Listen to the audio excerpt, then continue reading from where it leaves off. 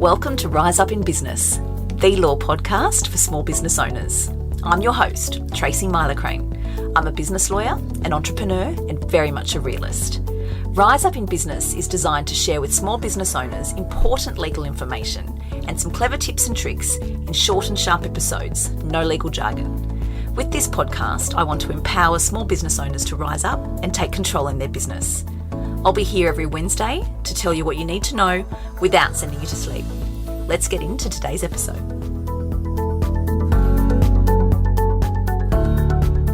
Hello everyone. Thank you so much for joining me for this episode of the Rise Up in Business podcast. This is episode 29. So I can't believe we're getting this far through the series. And again, I've said this before, but again, I'm just so heartened and grateful for the beautiful feedback that I get from listeners and for those that take the time to leave a review in Apple Podcast. It means so much to me that you take the time to listen and that you share your precious time with me by listening to these episodes. It means a lot and I'm grateful. Thank you. In today's episode, I want to talk about something that's near and dear to my heart, and that is the mistakes business owners make when they're starting out. And it's near and dear to my heart because, as you know, my business stands for the motto, prevention's better than cure. And I've seen it all go wrong time and time again. So what I'm aiming to do with my business, and indeed this podcast, is educate and empower small business owners to make choices that are going to serve them in their business and set them up for long-term sustainable success. And I ultimately avoid you having to call on lawyers like me later when things go wrong. So today I want to talk about the 5 most common mistakes I see small business owners making when they're starting out. The first one is overlooking the importance of business structure. So what I see time and time again is small business owners think, gosh, I don't actually know whether this is going to be a goer or not, or if this is going to be any good. I'll give it a crack. I'll start out as a sole trader. And if it turns into something later, then I'll change over to a corporate entity or a trust structure. I'll get some advice then. No, this is not the advice that I give. This is contrary to what I think is best practice. And I understand the reasoning, I really do. You're not alone, it is common, but that doesn't mean that it's the best choice or best practice. Not taking the time to think about your business structure early on really doesn't serve you well and can set you up for significant cost and headache down the track. There are certainly occasions where a sole trader is absolutely the best business structure for you. Understanding that though and making an informed choice as opposed to I don't want to think about this now, I'll deal with it later, is an entirely separate proposition. So when starting out early on, give some thought to your business structure. It really can be vital and it can make the difference between setting you up for success or not. The second mistake is not prioritising the business terms. So whether you're a service-based business or a goods-based business, you need your business terms. If you've been following me, you've heard me talk about this at length. Not taking the time to set these up and get these right is exposing you and your business to risk, which is entirely unnecessary. So firstly, you have obligations under the consumer law as a service-based or a goods-based business to advise consumers of certain things at a certain point in time. You need to familiarise yourself with those, and having proper terms prepared for your business goes a long way in meeting those obligations. Secondly, there's professionalism, and third, there is protecting you and your business.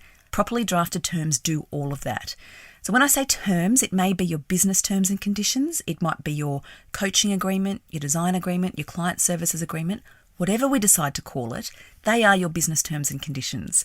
That is the most important document in your business, and every small business needs to have properly tailored business terms. I talk about prevention being better than cure in business, and I talk about it a lot, and having properly tailored business terms for your business is fundamental in the concept of prevention being better than cure.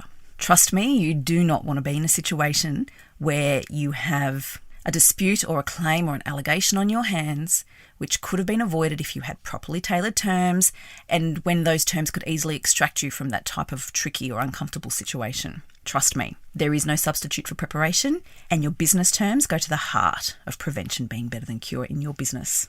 The third thing that I see business owners make mistakes is not taking the time to research and invest in some accounting software. Doesn't sound particularly legal, does it? And you probably think, gosh, why is she talking about this? Isn't this for bookkeepers and accountants?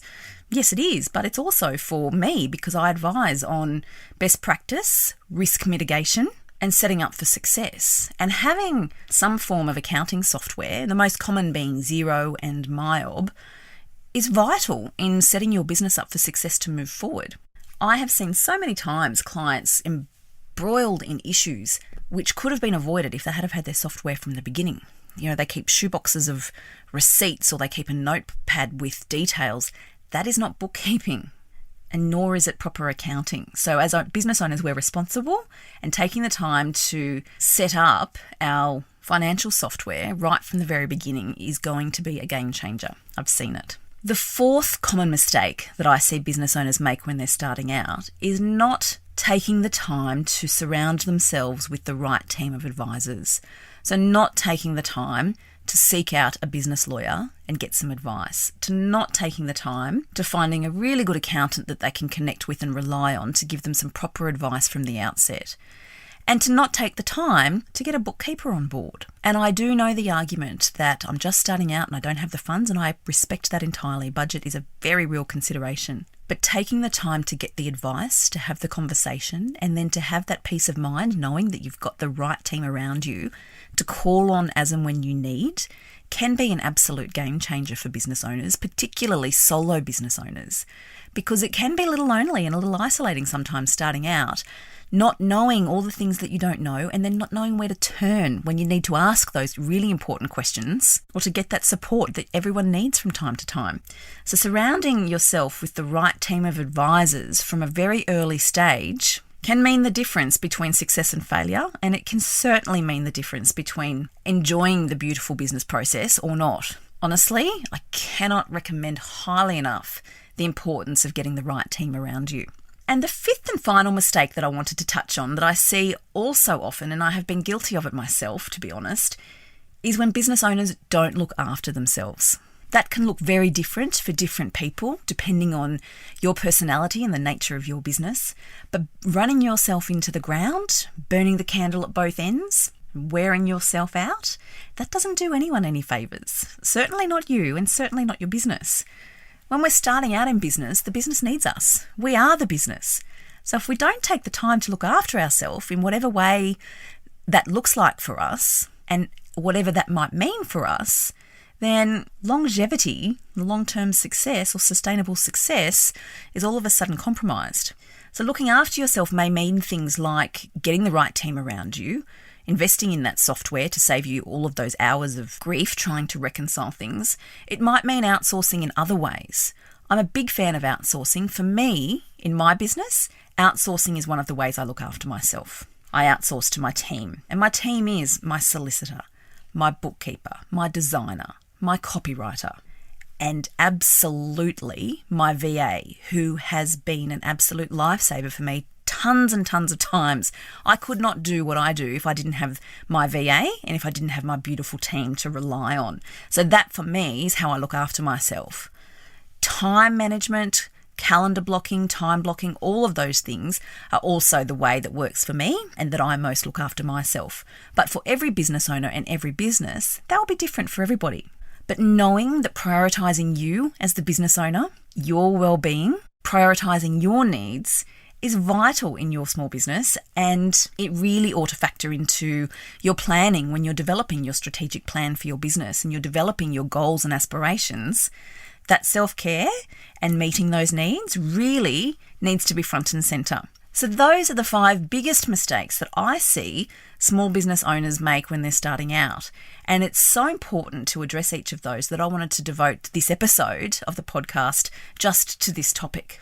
I do hope that some of those resonate with you, and I do hope that there might be some value in here that can help you on your business journey. As always, if you have any questions or you'd like to dive a little deeper into any of that, feel free to reach out. That's what I'm here for, and I'll catch you next time.